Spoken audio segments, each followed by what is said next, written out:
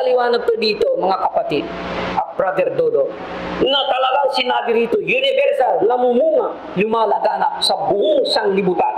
Sa pangatlong palatandaan ay saan ikilata o saan nagtimula ang tunay na iglesia ng ating Panginoon? Ito po ay sa Jerusalem, sa Israel. Kaya nga, kung ang iglesia ang kinaaniban mo ay nagsimula sa Apali, Pampanga, didikete, malayo sa kinaroroonan ng ating Panginoong Jesucristo.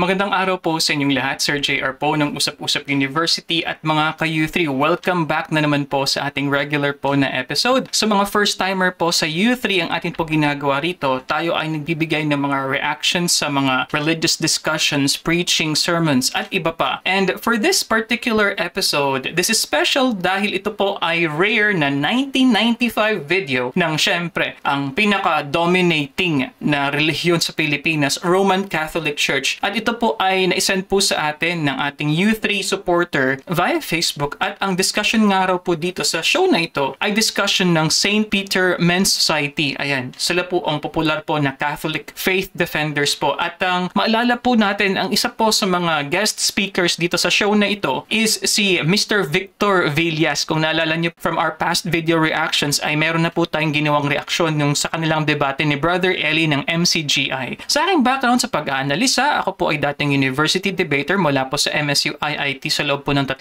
taon. Ako rin po ay nakapagdebate sa ABS-CBN News Channel at ako ay member ng isang international public speaking organization ng Toastmasters International. Mga ka-U3, kaunting paalala lang po, so hindi ako member ng Roman Catholic Church or alinman sa mga relihiyon na posible po na i-mention dito po sa ating reaction video. Ang sa akin lamang po bilang fair reactor is I try my best to give genuine po na reactions as I am watching this for the first time. Ito po ay lumang-luma, so bear with me, medyo problematic ang ibang audio parts po nito. Pero we did our best naman po no nalinisin yung audio para at least in a way maintindihan natin yung kanilang sinasabi. Dahil hindi ako kaanib ng Roman Catholic Church, please expect na ako po ay posibleng mag-disagree. Posible din po ako mag-agree sa akin po mga naririnig sa video na ito. Please take that with a grain of salt. If everything now is ready, let us watch this video together. Sabayan niyo po ako. Let's go. Ako po ang inyong lingkod na si Brother Dionisio Dodong Santillan at panuno po ng St. Peter's Men's Society ay dumabati po sa inyong lahat na isang magandang pagkakataon. Ang samahan po ito ay binubuo ng mga laiko upang ipangaral ang mga salita ng Diyos at ipagtanggol ang mga aral ng Iglesia Katolika laban sa mga tumutuligsa nito.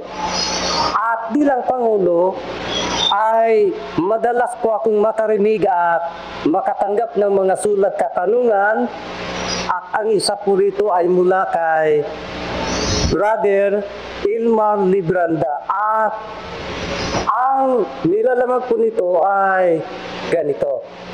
Paano patutunayan na ang Iglesia Katolika Apostolika Romana ang tunay na iglesyang itinatag ng ating Panginoong Jesucristo?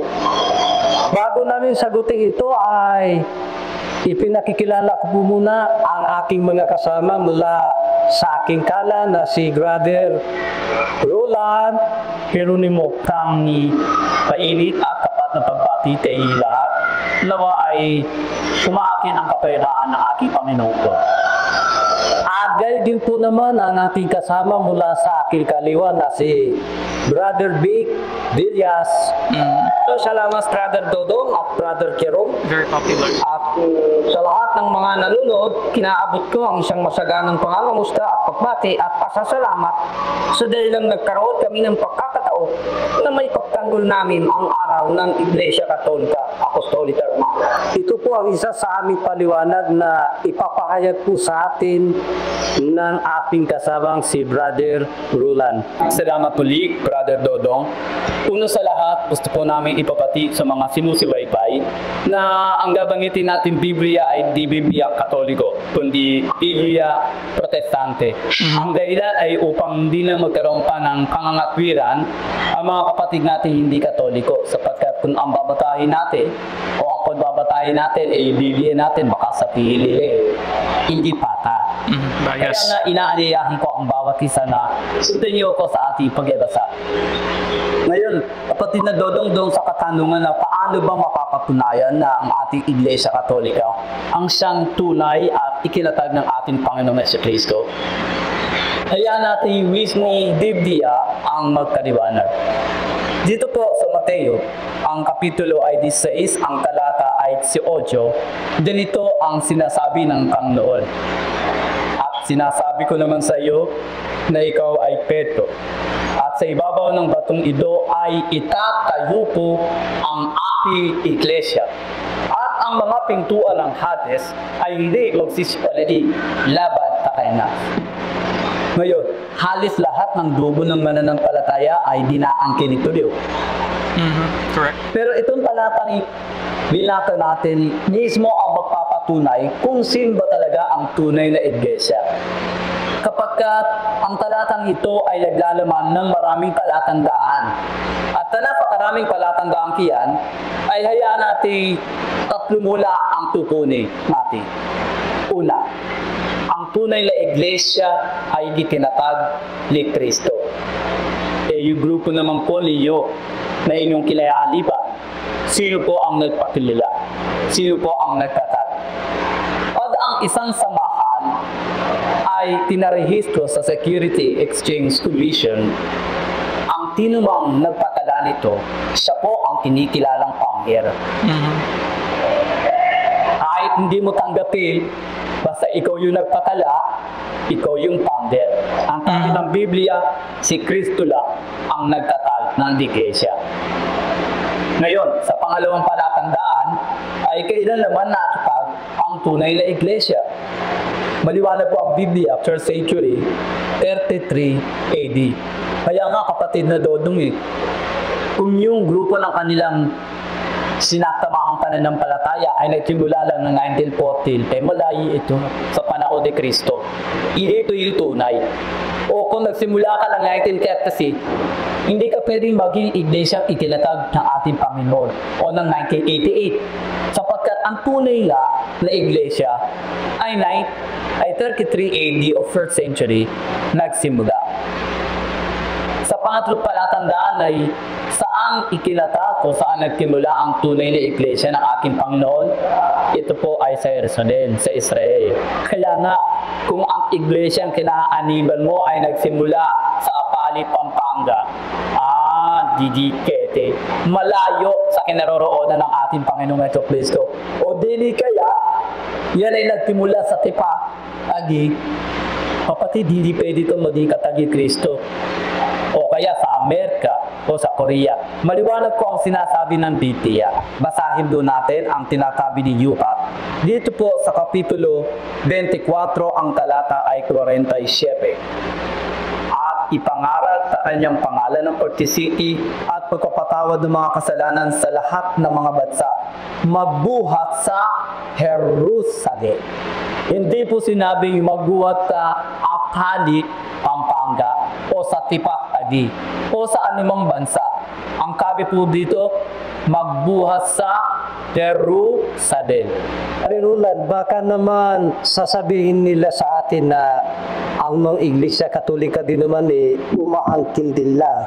Meron ba pa yung katibayan na pinanghahawakan na ang nagtatag ng Iglesia Katolika ay ang ating Panginoon Jesucristo? Okay, before we continue here mga ka-U3, so I think very clear naman and very easy to follow yung arguments na pinipresent dito sa kanila pong discussion. First, actually, 3 parts yung sinasabi dito ni Brother Jeronimo. Pero yung una niyang na-mention is for you to know na ang iyong kinaaniban na iglesia ay sa Diyos nga, yung tunay na iglesia, that should be first established by Jesus Christ. So, he is saying here na yun nga, nung namatay nga si Jesus Christ noong around 33 AD, if my understanding is correct, is yun, no? Yun ang sa pinanghahawakan ng Iglesia Katolika Apostolica Romana. And another interesting thing yung na-mention po nila sa SEC, so they're saying na kapag ang isang simbahan ay registered sa SEC, yung nag-register niyan, yun yung founder. Although interestingly mga ka-youth, I'm not sure if you know about this, as a global religious institution, ang Simbahang Katolik ay hindi po registered sa SEC dahil mas una pa ito sa SEC natin. Ano po? Although ang isa sa mga diocese arm yan, like for example, Roman Catholic Archdiocese of Manila yata, kung di ako nagkakamali, is registered naman sa SEC. Ano po? So sa madaling sabi, I think yung main argument nila dito is dahil kami ang pinakauna, kami ang tunay. Yun po ang nagigets ko dito. Kasi lahat naman po ng mga nagpaparegister sa SEC, syempre po, di ba, ay mga religious organization or ang iba dyan, corporate soul, established after the SEC was established. And then further mga ka-youth, we will expect them, they will explain more on why Jesus is indeed the founder. And that church, no, na-mention nga doon na upon this rock, I will build my church, is ang Roman Catholic Church nga po. Dokumento o katibayan ng pag-uusapang kapatid na Dodo, ang simbahan natin ay hindi kakapsay. Napakarami po yung ating mga dokumento, pero hayaan natin sa pagkakataong dito na ang buklatin natin ay libro hindi gawa ng Katoliko. Malapa, ito makabakalaban to sa Katoliko eh. Ito pong librong ating babasahin ay librong binabasa ng lahat ng tao. Tinatanggap po ito ng lahat.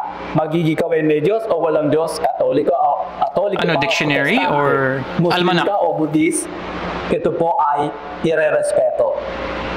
Encyclopedia Britannica, copyright 1982, printed in USA. Dito po sa pahina 985, ganito po ang ating matutunghayan under the title Roman Catholicism. Roman Catholicism, a Christian church characterized by its uniform, highly developed doctrinal and organizational structure, traces its history to the College of Apostles in the 1st century AD. Ayan. Siguro naman dito ay wala nang pagkatada. Taon po daw nagsimula sa mga apostol. Kailan po daw ang Roman Catholicism ay 1st century AD. Ngayon, mga kapatid, kung meron naman kung tutol dito sa binaka ko, ganito po ang aming ikitasyon. Idemanda nyo ang Britannica Encyclopedia. Kapag mapapatunayan yung hindi pala ito naglalahad ng katotohanan, makakatulong kayo, makakapaglikod kayo sa lahat ng tao. At baka kumita pa kayo. Naipaliwanag po ng malinaw na ang nagtatag ng Iglesia Katolika, dilitibay ang ating Panginoong Jesucristo. At ngayon, bakit ba ito tinawag na Katolika? Ito po ipapaliwanag po sa atin ng aking kasamang si Brother Dick Villas. Maraming salamat sa iyo, Brother Dodo. Bago ko sagutin sa iyo yung katanungan bakit tinawag na Katolika, kasi ganito yan. Mababasa natin ito sa isang aklat na ang pangalan ay Pang and Wagner, New Encyclopedia, Volume 5, at ang talata ay 372. Yan ito ang pagkakasabi. 272. Catholic siya. The Catholic in Greek, Catholicus, universal, Rome Catholo in general. Dito, Brother Dodo, maniwanag na yung salita palang Katoliko, universal sa English. Ibig sabihin, pang buong sanglibutan sa Tagalog. Ngayon, kapatid na Dodo, meron bang sinasabi na Katoliko talaga ang magiging bayan ng Diyos o iglesia ng Diyos na lalaganap sa buong sanglibutan? Ayon sa Biblia, gagamitin ko sa iyo ang Biblia na gawa rin ng Protestante galing sa King James. Yan ito ang pagkakasabi, Brother Dodo. At lumapit si Jesus sa kanila at sila'y kanila kinausap na sinasabi, ang lahat ng kapamalaan sa langit at sa ibabaw ng lupa ay naibigay na sa akin. Dahil dito, magsiyaon nga kayo at gawin ninyong mga alagad ang lahat ng mga bansa na sila'y inyong bautismuhan sa pangalan ng Ama, ng Anak at ng Espiritu Santo. Na ituro ninyo sa kanila na kanilang ganapin ang lahat ng mga bagay na inyong gusto sa inyo. At narito, ako'y sumasa inyong palagi hanggang sa katapusan ng sanglibutan. Maliwanag na dito sa binasa kong ito, si Kristo pala ang maiibig na gawing Katoliko ang buong sanglibutan. At sinasabi pa rito, at ako'y ako'y suma sa inyong kalagi hanggang sa katapusan ng sanglibutan. Sa English po, I am with you until to the consummation of the world. Ang ibig sabihin, maliwanag ko ito, mga kapatid, na wala pong puwang. Pagkatayo ni Kristo ng Iglesia, sinabi niya na lalaganap sa buong daigdig. At hindi lang yan, kapatid na Dodo at kapatid na Jero at sa lahat ng mga sumusubaybay dito. Maging sa Katandang Tipan pa, talagang hinulaan na ang Iglesia itatayo na yan ay magiging universal. At yan mababasa natin dito sa Daniel 7 at ang talata ay 14. Pakinggan po ninyo. Okay, before we continue here, napasensya na po Brother Vic Villason. So gusto ko lang po ibigyan po ng konting insight lang kasi they were mentioning about the Bible versions and yung pagkakasabi nga po kanina na ang Biblia nga po ng Protestante ang kanilang ginagamit, which is the New King James Version. I like the effort of saying na gamitin natin yung version ng mga Protestante kasi it gives us the impression na yun nga po fair, no? Na walang pagiging bias. Pero gusto ko pong malaman kasi honestly, ako po hindi po ako maalam sa Roman Catholic Church and I was not brought up in a Roman Catholic household. Sa mga Catholic po natin na mga U3 supporters, I wanted to know ano po ang pinagkakaiba ng Roman Catholic book, ano po, and then compare that with, say, yung first na Tagalog Bible nung PBS, ng Philippine Bible Society nung 1905, for example. American Standard Version yun ASV. Or maybe kaibahan yan sa ang dating Biblia or sa Lamza version, for example. So please tell me mga kayuti, ang rough po na idea ko is merong ibang books po yata na included nga po sa Biblia ng mga Katoliko na wala sa mga Protestante. So na-mention nga po rito yung College of Apostles. Ayan, alala ko po tuloy yung discussion po ni Brother Eli at saka ni Mr. Garza ba yun? Royland, ayan. So sana po ay ma-explain din po nila dito. I'm expecting of course na masubstantiate pa po nila rito yung kanila pong points, although one question there would remain because they are trying to establish here ng Roman Catholic Church nga po ang pinakauna, no? At ito ang tunay na Kristyanismo, ito ang tunay na simbahan, ito ang tunay na iglesia. Ang question po kasi dyan is, kung ang isang in-establish or quote-unquote na found ng isang religious leader, for example, ay nauna, ibig sabihin ba na dahil ito ay luma at una, ito na ang tunay? Of course, coming from the St. Peter Men's Society, they would be saying, of course, yan ang isang pruweba na ito ang tunay dahil ito ang pinakauna. At binigyan siya ng kapangyarihan. Sino ang binigyan? Yung anak ng tao, itataas natin ang pagbasa. At kaluwalhatian, at kapangyarihan, at kaharian, upang lahat ng mga bayan, mga bansa at mga wika ay mga bingkot sa kanya. Ang kanyang kapangyarihan ay walang hanggang kapangyarihan na hindi lipat at ang kanyang kaharian ay hindi magigiba. Yan to ang garantiya ng Diyos sa pamamagitan ng propeta si Daniel. Sa panahon naman ng panahon ng mga apostol, ni Apostol Pablo, talagang pinatunayan niya na universal talaga ang kanyang iglesia. Ganito po ang mababasa natin.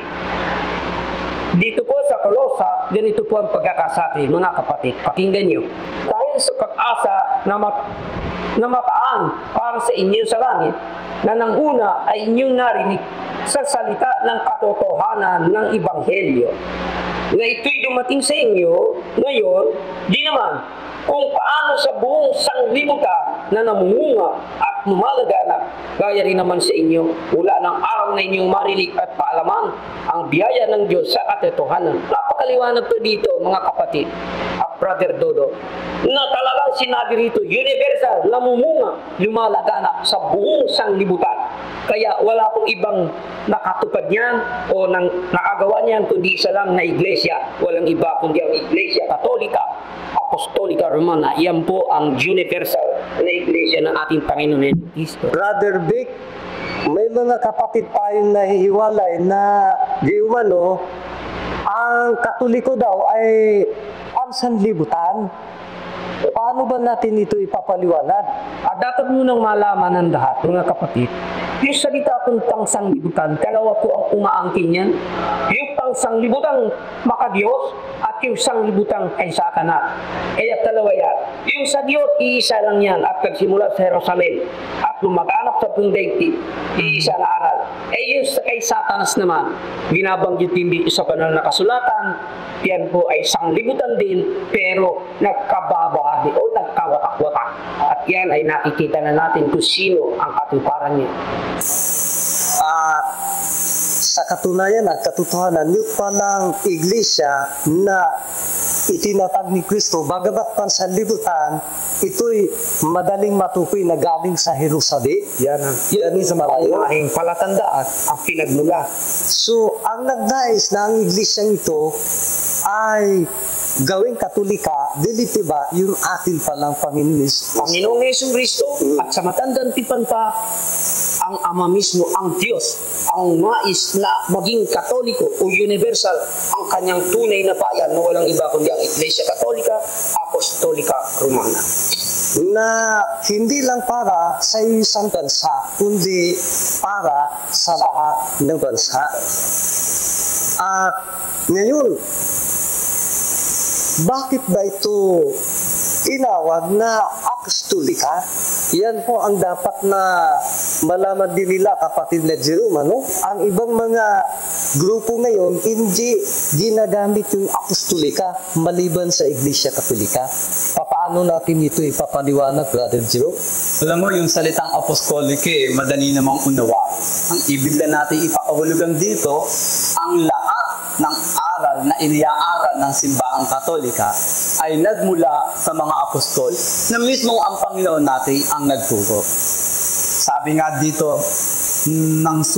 sa sulat ni Apostol Judas, dito sa Kapitulo 1, ang talata ay 3, ganito ang ating matutunghayan. Mga minamahal, samantalang ako'y totoong nagsisikap ng pagsulat sa inyo tungkol sa kaligtasan nating lahat ay napilitan akong sumulat sa inyo na ilaralan kayong makipaglabang masikap dahil sa pananampalataya na ibigay minsan at magpakailanman sa mga banal. So maliwanag po, yung pananampalatayang iniaaral natin ay naibigay na ito noong una pa man. Minsan lang kung ibibigay. Kaya kung mayroong mga ngaral sa sasabihin, yung unang iglesia na wala, kaya iniaaral na naman ito, pero hindi lang minsan yun. Paminsan-minsan yun, kapatid na Big. Diba? At ang sabi nga, kung mayroon mang magsusulputan na bagong mga ngaral, tapos ay iba ang aral, so tinanggap na natin noong una, halimbawa, itong pananampalataya natin ito ito yung pananampalataya ng ating lolo. Pananampalataya din ng lolo, ng ating lolo, at ng panlululuhan natin. Ito na yung ilatanggap. May bigla nilang susulpot dito mga ngaral at sasabihin, mali yan. Mali ang inatanggap niyo o inaaral niyo ang payo po ni Apostol Pablo sa Galacia, Kapitulo 1, talatang 4 ay ganito. Atapwat kahimat kami o isang anghel na mula sa langit ang mangaral sa inyo ng anumang ebanghelyo na iba sa amin pinangangaral sa iyo ay matakbi. Kaya nga kung mayroong biglang susutot dito na mga ngaral at mga ngaral ng ibang pananampalataya na ito yung pananampalataya na tinanggap na natin ng kanununuan natin, ano po ang sabi ng Biblia? Matakwid. Okay, before we continue, pasensya na po, Brother Hieronimo, ano? So, sinasabi po nito ni Brother na kung merong dong susulpot na bagong, for example, ministro, bagong preacher, hindi yun ang tama dahil kung ano yung pinaniniwalaan doon ng ating mga ninuno, ng mga ancestors natin. But mga ka-U3, gusto ko pong malaman dahil alam naman po natin yan, no? Ang Christianity po ay na-introduce lang po sa atin ng mga Spanish na mga missionaries noong 1521 to be exact, no? Nung pagpasok po dito ni Magellan. I wonder, sa belief ng Roman Catholic Church, given that it is the quote-unquote true church, ano po, meron po bang exclusivity ng salvation po sa Roman Catholicism, mga ka-U3? So, does it mean na yung mga ancestors po natin ay hindi na masisave? Or posible bang masave pa sila? I really don't know, mga ka-U3, ano? Kasi ito po yung isa sa mga lagi din pong sinasabi ng mga marami, majority actually ng mga relihiyon, na kapag hindi ka kaanib sa kanilang grupo, most likely your chances for salvation is zero. Ang iba naman siguro may chance, most of the time it's really exclusive. So of course, with that thinking, iniisip ko na rin po sa ngayon, no, kung sa ating sitwasyon naman ngayon, kung hindi ka member ng Roman Catholic Church, is once again, you will not be saved. Yung mga ngaral naman po na bilang darating sa panahon natin ngayon, ibang ebanghelyo ba ang dala? Ibang Biblia ba ang dala? Hindi po, Biblia rin po ng Panginoon ang dala nila. Kaso nga lang ay iliiba nila ang kahuligan. Tingnan niyo po rito sa 7, itaas lang po natin, na ito'y hindi ibang ebanghelyo, kundi merong ilan na sa inyo'y nagsisiligali at nangaibibig na pasamain ang ebanghelyo ng ating Panginoon Hesus Kristo. Ano po ang sabi? Hindi po ito ibang ebanghelyo, kundi iniiba lang ang kahuligan. Nililigalig tayo. Siyempre, kung ang pananampalataya nga natin, bibigyan ng ibang kahulugan, iba magtataka tayo, magugulat tayo, naliligalig tayo. Ngayon, balikan natin kapatid na Dodong yung 8 Ang sabi, kahimat kami. Ano po ba si Apostol Pablo? Apostol. Kaya nga kung merong mag-aangkin sa panahon ngayon na sila'y apostol o napakagaling magpaliwanag, kabisado ang Biblia. Pero kung ipinangangaral naman niya ay iba sa itinuro ng apostol na siya namang aral ng Katoliko sa ngayon, matakwil. At ang isa pang sinasabi, o isang anghel na mula sa langit, iyon. Ang pangaral ng ibang ebanghelyo, matakwil din. Alam mo, kaya daw nagkumpisa o nagtatag ng iglesia ang iba nating kapatid sapagkat nakausap daw nila yung anghel. Dito sa Arabic, ay may nakausap sa anghel kaya kinasimulan yung kanilang samahan. Sa USA o dito mismo sa Pilipinas, ay nagsasabi na nakausap nila yung anghel. Pero merong isang mangangaral na hindi lang anghel ang nakausap, kundi iniaaral niya siya mismo yung anghel. Ano po ang sabi ng Biblia? Matakwil.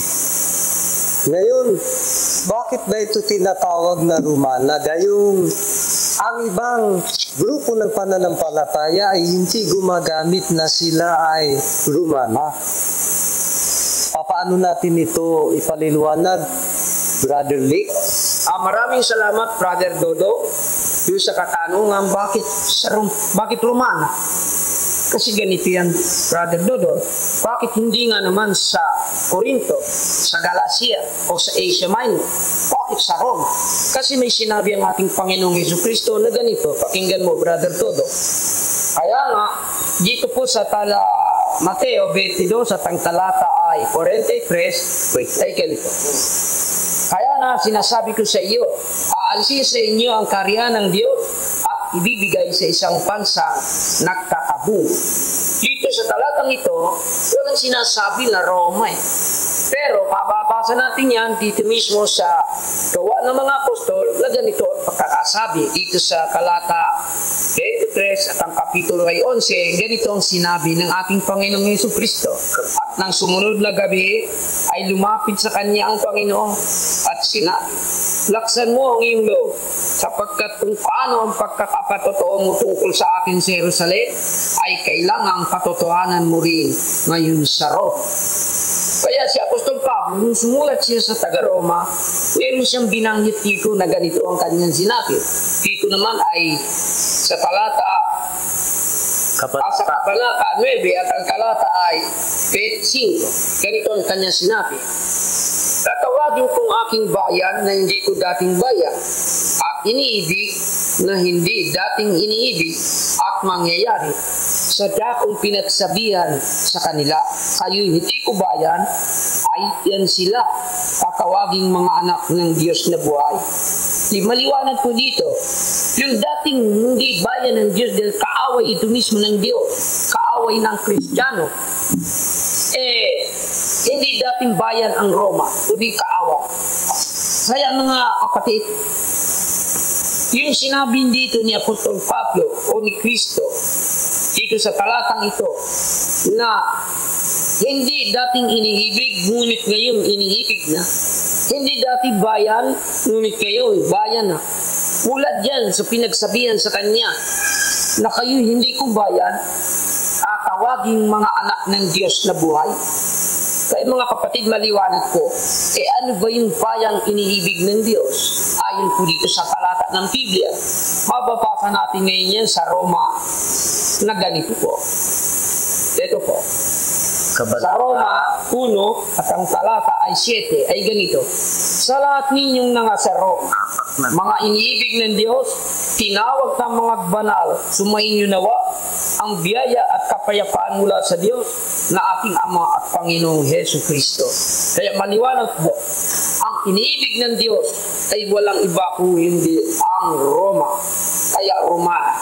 Siguro kung daragdagan pa po natin yung mga katanungan ay lubusan po natin makikilala ang Iglesia Katolika Apostolika Romana. Pero as to the idea of true church kasi mga ka-U3, I have to emphasize that there is a level of subjectivity dito. Isa sa mga common dyan na belief, and at least for Christianity, for most ng mga scholars, they would argue that the main basis for Christian doctrine should be the Bible. So mga early po na mga Lutherans at mga Protestants po, ang tawag nga po dito, I always mention this, yung sola scriptura po na concept, which is not the same with Roman Catholic Church. And I think mga ka-U3 sa mga nag-study po, no, nagkaroon po ng REL-ED, Religious Education, RE, alam nyo naman po siguro na yung three-legged stool na konsepto po sa Roman Catholic Church. The first one there would be the scriptures actually, and number 2 I believe is yung sacred traditions nila, and then number 3 is magisterium, no? Sa magisterium naman po yan yung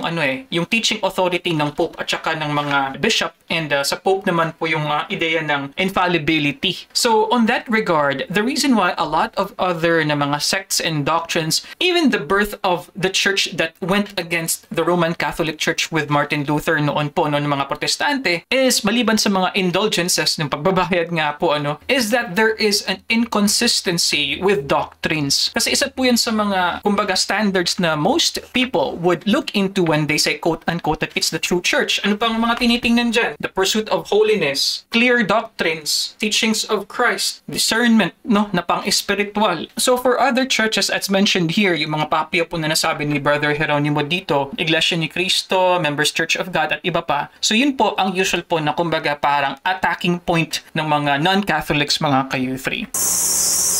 May mga kapatid tayo na hiwalay na di umano ayon sa isang aklat na ang sumulat ay si Padre Juan Trinidad, na ang pamagat ng aklat na yaon ay ang Iglesia ni Cristo at iba't ibang siktang Protestante. Di umano, hindi galing kay Jesus ang pangalang Iglesia Katolika. Brother Arulan, paano ba natin ito sasagutin, itong mga ganitong batikos nila, o maaaring hindi lang nila naunawa? Hawak ko po ngayon ang aklat na kalibitan ginagamit ng ibang pangangaral na sinasabi ko nila na Katoliko mismo ang umaamin na hindi raw galing kay Kristo ang pangalang Iglesia Katolika Apostolika Romana. Ang title po ng aklat ay ang Iglesia ni Cristo at iba't ibang sektang Protestante na sinulat ni Padre Juan Trinidad, isang SJ, noong 1958. Dito po sa pahina 25. Hindi galing kay Jesus ang pangalang Iglesia Katolika Apostolika Romana, ngunit gaya ng sabi ng mga Ingles, a rose by any other name will be sweet still. Hindi ang pangalan ang dapat pagtalunan, kundi ang katotohanan. Ayan po daw. Paano nila pinapakahulugan ito? Katoliko daw mismo ang umaamin na yung pangalang Iglesia Katolika Apostolika Romana ay hindi nagmula kay Kristo. Alam mo, kapatid na Dick, kapatid na Dodo, kung susuriin natin tong libro, hindi ko doon nagpakahulugan ng aklat. Tingnan niyo po, itataas ko lang ang basa. Kaya nga, ang dalawang pinakamalaking dahilan ng mga guro ng Iglesia ni Cristo laban sa Iglesia Katolika Romana ay nauubit sa ang una, hindi galing kay Jesus ang pangalang Papa. Ang ikalawa, hindi galing kay Jesus ang pangalang Iglesia Katolika Apostolika Romana. Yun po yung laban ng Iglesia ni Cristo sa Iglesia Katolika Apostolika Romana. Ngayon, bilang paglilinaw, ibaba natin ang basa. Totoo bang ginaamin ng Iglesia Katolika na hindi nga galing ang pangalan nito mula sa Panginoon nating Hesus Kristo? Pili po ang basa. Galing kay Jesus ang tungkulin ng Papa. galing kay Jesus. Itinatag ni Jesus ang iglesia na ngayon tinatawag na Iglesia Katolika Apostolika Romana. Yun ang tunay na pakaultan sa ito. At mayroon naman tayo mga ibang mga kapatid na nahiwalay na ang sinasabi po nila na yun daw iglesyang tinatag ng ating Panginoon ay hindi tinawag na Iglesia Katolika, kundi Iglesia ni Cristo. At yan naman po daw ay mababasa sa mga aklat Katoliko na ang pamagat po ay Religion, Doctrine, and Practice na ang sumulat ay si Francis B. Cassini. Ngayon, sa ikalilinaw po ng lahat, ipapaliwanag po sa atin na ating kapatid na si Brother Roland. Tutuwa po ako sa ibang mangangaral Mahilig pumili ng librong Katoliko at mahilig pagbasa. Kaso po iniiba yung kahulugan. Suriin po natin muli ang aklat na gawa ng isang paring Katoliko. Ang title po ay Religion, Doctrine, and Practice by Francis B. Cassini, S.J. At ito ay magtutunghayan natin sa pahina 329. Yes, from old history, both secular and profane, as well as from the Bible considered as a human document, we learn that Jesus Christ established a church, which from the earliest times has been called after him the Christian Church or Church of Christ. Paano nila ito ipinapakahulugan? Tayo daw mismo ang nagtuturo na yung iglesyang tinatag ng ating Panginoong Jesucristo ay Church of Christ or Iglesia ni Cristo. At hindi daw Iglesia Katolika. Libro daw natin mismo ang nagtuturo niyon. Ang tanong natin nang sinulat ba ito ni Francis P. Cassini? Nang sinabi niyang Church of Christ o Iglesia ni Cristo, ang nasa isipan niya ba ay yung iglesyang sumulpot ng 1940? Tingnan po natin dito sa pahina. Okay, before we continue, Brother Geronimo, so gusto ko lang po i-mention dahil yung na-mention din po dito ni Mr. Villas kanina na ang Papa do po ay galing kay Jesus. And yun nga po yung kanilang mini-mention dito na yung name itself, it could be in another name but it will still be as sweet still. Nagets naman din po natin yun. Pero mga ka-youth dahil nga po isa sa mga common na arguments against knowing that the church is a true church is yung clear and consistent na mga doktrina nga po. And of course, how it was carried on over the years. We just have to also look at history mga ka-youth. Dahil kung titinan din po natin, can we say na it's just the struggle of the church historically from quote-unquote Roman Catholicism being founded in 1st century hanggang ngayon, lahat ng mga controversies involved with the church? Hindi ko na po maisa-isa dahil medyo marami po talaga over the years. Ito naman po kasi talagang pinakaluma po talaga, na Christian religion established after the death of Jesus Christ. Paano po ma-rationalize natin and quote-unquote ma-justify yung mga pangyayari po sa kasaysayan, yung mga nangamatay po ng krusada, ang mga witch hunts po noon, ang mga pagpatay at kaguluhan laban sa mga protestante, pag-uusig sa iba pang mga reliyon, lalong-lalo na sa Europa, yung mga Quakers, mga ka-U3, at iba pa, ang pag-establish ng theocracy during these times where hanggang sa Middle Ages naging malaki ang pag-intertwine ng politics and the church, mga ka-U3. So, paano po kayo ma-justify ng Roman Catholic Church as to these quote-unquote dark times? Also, as to what I mentioned about the three-legged stool, mga ka-U3, the third leg there is magisterium, and that includes yung teaching authority ng mga bishop at ng papa. Paano po kaya nila mare-reconcile yun? Like for example, yung recently po na na-deceased nga po si Pope Francis actually released some statements that some priests and bishops do not agree with when he actually said, di ba, na all religions are paths to God. So kung meron pong exclusivity na paniniwala sa Roman Catholic Church na ang iglesia lamang ng mga Roman Catholics ang maliligtas, does that go against what was said by the Pope himself? So yung statement po ba, yan na yun, would alter the doctrines and the belief in general of most Catholics? Or ang sinabi niya po ay pwede pong isang tabi lang kahit napapa pa siya, mga ka-U3? 335. We call Christ Church the Holy Catholic Church. Church Christ has many titles. It is sometimes called merely the Church or the Catholic Church.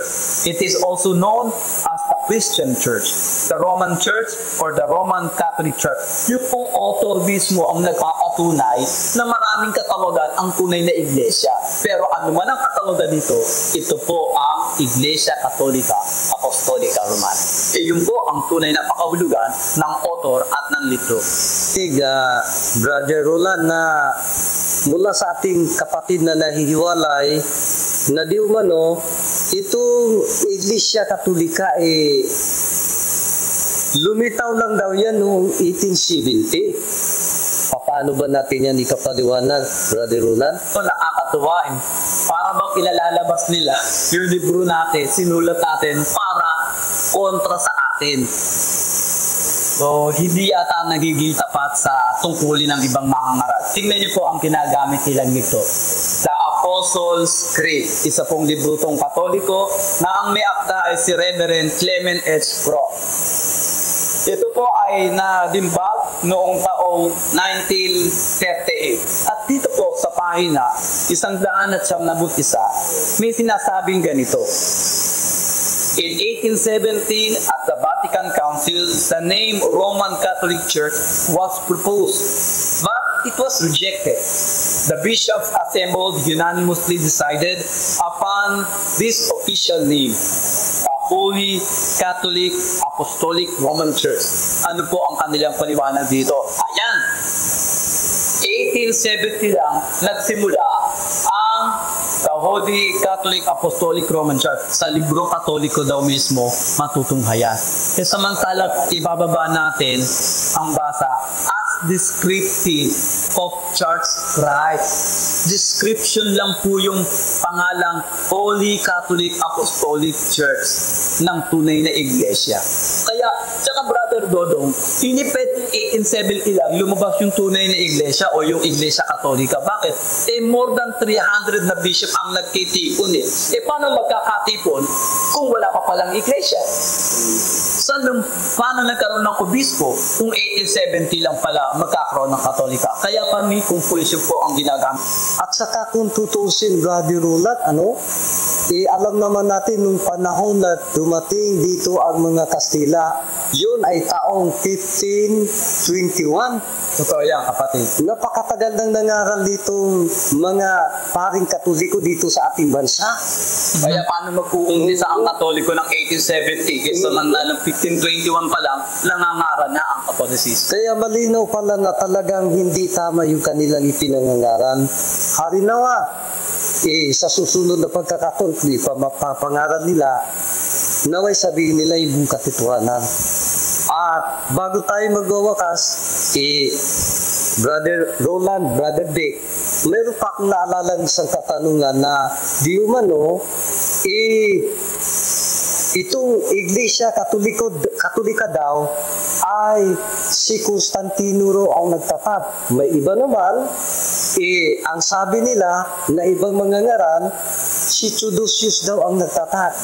Yung iba naman, ang sabi, si Athanasius daw ang nagtatag ng Iglesia Katolika. Kung hindi kaya magulo, Brother Roland, paano ba natin dito ipaliliwanag sa mga subaybay sa atin? Talagang magulo sapagkat nagbabanggi sila ng iba't ibang tagapagtatag sa nalakiisa naman yung Katolika. Doon sa unang binanggit mo na sinasabi si Constantino daw yung nagtatag ng Katoliko, alam mo pag hindi nila binitawan ng ganyang pangangapiran, lalabas wala silang unawa. Bakit? Nung ina kasi ni Constantina, si Reyna Elena, Katolika isang matapat na mananampalatayang Katolika. Ngayon, kung si Constantino na anak ni Reyna Elena ang nagtatag ng Katoliko, lalabas na ako na pa yung anak sa ina. Kaya ang payo natin sa ibang mga ngaral, huwag natin pilitin labaguli ng katotohanan dahil lalabas yan pag mumukha tayong katawa-tawa. At sa lahat ng binabanggit nilang pangalan, wala sila mababasang history, kahit anong history na magpapatunay na bukod kay Kristo ay meron pang iba nagtatag ng Iglesia Katolika Apostolika Romana. Naway na bigyan namin kayo ng kasiyasiyang pagkakataon. Kaya bilang pagtatapos po sa pagtalakay namin ito ay sa pamamagitan ng aking mga kasamang si Brother Roland Maraming salamat muli mga kapatid.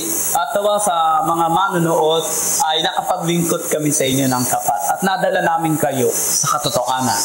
Salamat din sa iyo, Brother Rola, Brother Dodo, na sa pagkakataong ito, nakapagpahayag kami ng mga katotohanan na idinutuwik sa amin ng ibang sekta ng pananampalataya. Sana makiwanag sa inyo ang katotohanan ito sa tulong ng ating Panginoong Diyos. Bago po tayo maghiwa-hiwalay ay inaanyayahan po namin kayo sa maikling panalangin. Sa ngalan ng Diyos, Ama, Anak at ng Espiritu Santo. Amen. O Diyos amang banal, kami nagpapasalamat sa mga sandaling ito ng iyong banal na patnubay at nawa ang lahat ng sumubaybay ay basbasan po ng iyong banal na kaunawaan na upang kanilang maisabuhay nang makamtan ang mga pangako ni Kristong aming Panginoon at tagapagligtas ngayon at kailanman. Amen. Sa ngalan ng Diyos, Ama, Anak, at ng Espiritu Santo. Amen.